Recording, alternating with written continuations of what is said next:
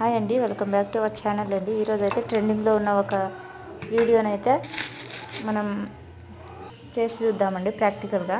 దీంట్లో కొంచెం కర్డ్ వేయాలండి, తర్వాత శనగపిండి వేయాలండి. శనగపిండి కొంచెం ఎక్కువ మోతాదులో ఉండాలని, అలాగే పెరుగు కొంచెం ఎక్కువ పులిసిన పెరుగు అయితే సరిపోతుందండి.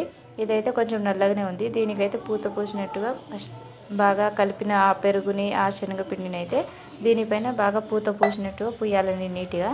ఇటు చూడండి, ఇట్లున్నాయండి ప్రజెంట్ అయితే. నేనైతే వీటికి బాగా పూత పూయాలండి. పూత పూసిన తర్వాత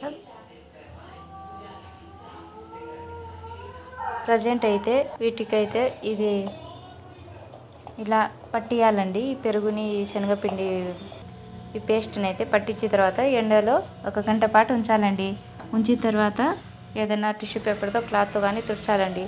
తుడిస్తే రిజల్ట్ మీకే వస్తుంది. ఆ రిజల్ట్ వచ్చిన తర్వాత నేనైతే అవాక్ అయ్యానండి. ఇదే పేస్ట్ని మనం ఫేస్కి పట్టిస్తే ఇంకా ఎంత మంచి రిజల్ట్ వస్తుందో మీరే చూడండి. గర్ల్స్, ఇప్పుడైనా శనగపిండిని పెరుగుని పట్టించుకోండి. బాయ్ అండి, ఉంటా.